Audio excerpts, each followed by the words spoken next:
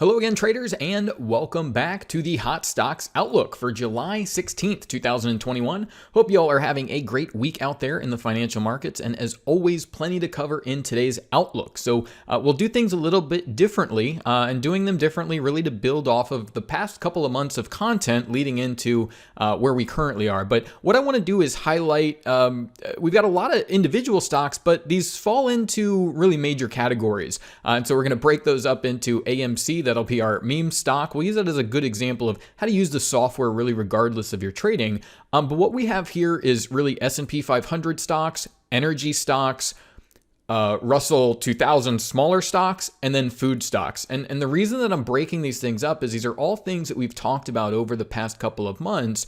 And Vantagepoint does a really good job of highlighting, where is the strength generally, where is the weakness, which sectors are lining up, so that you can be paying attention and really benefit from the, those markets when volatility really picks up here. So AMC here is a really good example of just how all of these indicators work, again, regardless of the market that you're trading. So what you have here is daily price action, and this is going all the way back, you can see, to really the midpoint in May. We talked about that's where a lot of strength came into the market. And so what you have there is daily price action. So each one of those candles represents a full and complete trading day.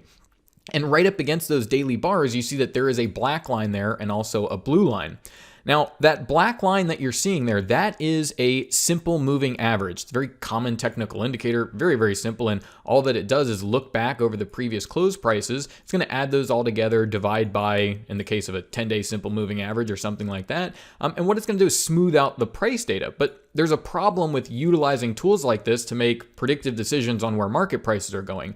And the problem is that all the data that constructs that indicator comes from the past. There's really no predictive ability there. It's just being manipulated by the most recent close price and dragging an indicator like that around. So what we're able to do, though, is compare that black, what we'll call a lagging moving average or a simple moving average, and it's acting as a good measure of where market prices have already been.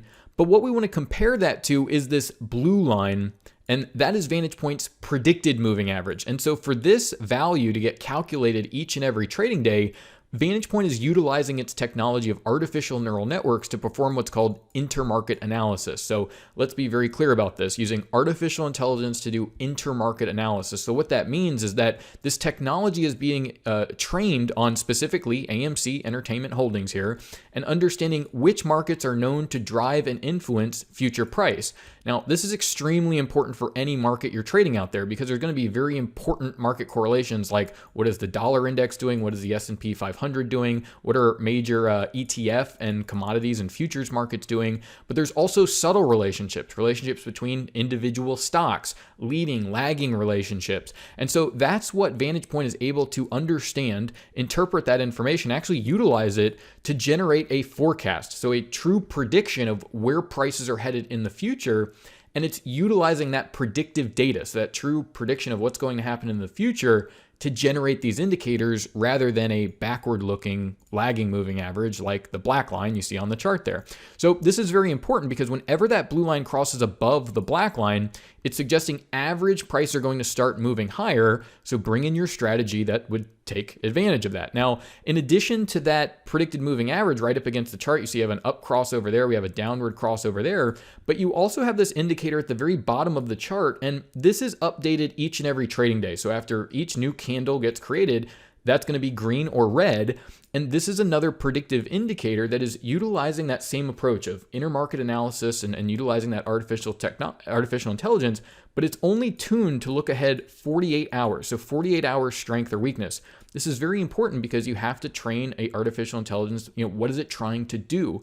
And that's what's happening here, is you have a neural network trained to identify average prices with this predicted moving average. We have a neural network to find short-term strength or weakness in the market. And we also have separate neural networks trained on the next day, so intraday predicted high and predicted low levels. So you actually have a level before the trading day occurs of where you want to put limit orders, where potential profit targets need to go. And so you see how this all works together is when that blue line crosses above the black line, you essentially know you're in buy mode. You want to go long, take profits on longs, and there will be these areas where the neural index goes bearish, and you can expect some short-term strength or weakness in those windows, certainly some volatility, but that's short term. That's just over a 48-hour window. So again, that's more of a buy on the dip situation in most cases. But you can see here that you have this guide that's going to have you buying down at the lower part of these range. And especially when volatility picks up, the software doing a very good job of letting you know, hey, what should you be doing in this market? So you're buying back here at 13.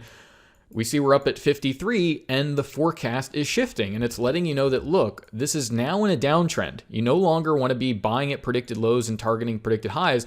Now's the time to go ahead and short the market. And you see a very similar chart on the other meme stocks, whether that be GameStop and these other things, but very clear that now's the time where this is over. Take your profits, get out of the way, and if anything, take some of those profits and potentially short up at these predicted highs, and we've seen the market sell off. Now, this is very important, and this is a good example of what's going on where we had all this strength come in mid-May. And a lot of stocks, especially the S&P 500, marched higher, great. Everything's doing well there. But you're going to notice that the Russell isn't doing that. There's a lot of weakness actually spread throughout the markets, and it's a really good time to be very cautious on those longs and even hedge your portfolio, not be completely long here, because it's looking like a lot of those stocks that had gone higher in mid-May and the S&P are really getting to the end of potentially this couple of months of strength that we've had. Now, if we look at shares of Apple here, and again, I'm pointing these stocks out to really just highlight that the S&P 500 stocks that turned higher in May, First Solar, those sort of stocks, that's where all your attention is if you want to get long equity prices or you get that bullish exposure. And you see, as the past couple of months have gone by, and shares of Apple, what has that forecast done for you? Well, it has you buying at predicted lows, targeting predicted highs, and you've been doing that for pretty much 2 months straight. So we get, we're coming way outside of the range here, but you see we get a gap down here, and then immediately these predicted highs and lows back on track, overall trend continuing there. So really nice move out of Apple, but this shouldn't be unexpected because, again, we're seeing a lot more strength out of the bigger S&P stocks, the tech stocks, and not so much oil, Russell stocks. And so it's very clear of where your attention needs to be. If you're constructing a portfolio, what should that portfolio look like? Here's PayPal. Again, all these stocks coming out of that sell-off in mid-May. Strength, just straight up strength in these areas. It's very clear. Again, big stocks, S&P stocks, tech stocks, fine, get long. That's no problem. Use your Vantagepoint tools to do that. But we talked last week about energies and oil. And you've seen, if you're a futures and commodities trader, you're trading oil contracts. This past couple of weeks has not been a great time to be getting long or getting aggressively or anything like that, right? You've had some nasty pullbacks. We'll see what ends up coming from this, but this is also not a surprise because we've recognized that something's wrong in these energy stocks. Eastman Chemical also correlated to all of this. But here's Baker Hughes, and I just want to continue on. We already looked at this chart last week, so we don't really need to do it again. But this past week, we already have, just like Tyson Foods almost a month ago, just like these May stocks that started moving higher, we already have an area where we understand energy's weakness. We know we aren't getting long here. And you see that the forecast is then going to help you and say, okay, well, neural index gets bullish here. You may get some strength, and those forecasts are going to help you. But very clearly, you've got an area already that you only want to short, take profits on shorts. And then you can let this roadmap guide you of actually expressing that trade, right? And that can take a lot of different forms depending on which markets you're trading. But very clearly here's Baker Hughes. We also looked at Drillquip. And you see how similar of a move, right? We had a little bit of strength early in the week, and the bigger trend is playing out, not even close as far as blue line crossing the black line. You've seen, crude oil, the commodity, run a little bit more sideways, but clearly not a place to be getting long the market. And we've understood that because we're not going to be buying crude oil contracts when energy stocks really look quite weak. And of course, we start even seeing those crossovers to the downside on things like the futures contracts. Eastman Chemical, another driven by energies here, these chemical companies highly correlated. But again, a lot of weakness here telling you, look, this is still weak. There's no reason to get long in any of these areas. And let's just move on to the other big correlation is Russell. So these stocks that pivoted in May look great. S&P 500 moving higher. A completely different story on the mid-cap, smaller smaller stocks. And so we talked about when the dollar surged, food companies doing poorly. Well, that can still be on the radar because we know, hey, there's some weakness. But more so here, you see the cruise lines companies, another Mednax medical company here, but very clearly is where are the areas where we don't want to be getting long. And there's a very clear case to build here that, all you would be doing here is shorting the market, taking profits on shorts. And I just mentioned that it kind of goes both ways here, where there's the potential to just be long and benefiting from, the Microsofts and PayPals and all these things, going straight up as the S&P goes higher. But certainly that opportunity for that hedged portfolio as well. Especially more recently, we've started to see these particular stocks turn lower. We may see one of these big moves lower in the S&P. It's getting to that point where the Russell's already weak; they have been weak. And now you've had too months of strength in the broader market, and you're just seeing some signs that, this may want to pull back. But again, you have those areas where, you're getting long, where you're getting short, and your portfolio, regardless of where volatility takes the broader markets, going to be doing quite well here. So you've got a 25% decline there. Insurers of Carnival, very similar situation here in Mednax. A lot of weakness. We can, of course, just look at our predicted highs and lows again to guide you. It says short, take profits on shorts. And even this week, you're seeing a lot of weakness again in these places that have already been weak, but then speaking to that broader market weakness. And I'm just telling you, it's hard to explain a lot of these things when you're not using Vantagepoint every night and seeing a lot of these relationships play out and these things shift and change. But Tyson food companies, these have been on the radar of, if you're going to short something, you can go ahead and short those. We know the stocks are doing well from May. That's fine. But here, Tyson Foods, you again see going into this week. Right? This is not something, this is like months ago we're bringing this through and this is benefiting on the dollar surge. There's a Fed announcement, dollar surges, it starts to crush Tyson Foods. That's what we mean by these intermarket relationships, right? So dollar is going to have different effects on Tyson Foods than it may have on Apple shares or PayPal and some of these other stocks.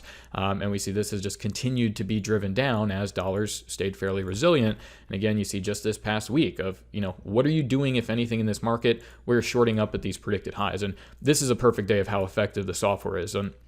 You can't come in and be a day trader and assume that, you can short up at the highs and you're going to get that move lower. Sometimes you have to short the market, hold overnight, and that's where the move comes in. And this is where the software is very, very good at letting you know, look, you need to be shorting up here for the bigger move, not assuming that, okay, you can short up there and this thing's immediately going to move for you.